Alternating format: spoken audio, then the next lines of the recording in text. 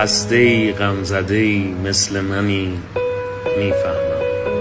دوست داری ز خودت دل بکنی میفهمم. زیر سنگینی دنیا کمرت خم نشود، در تلاشی که فقط جا نزنی میفهمم.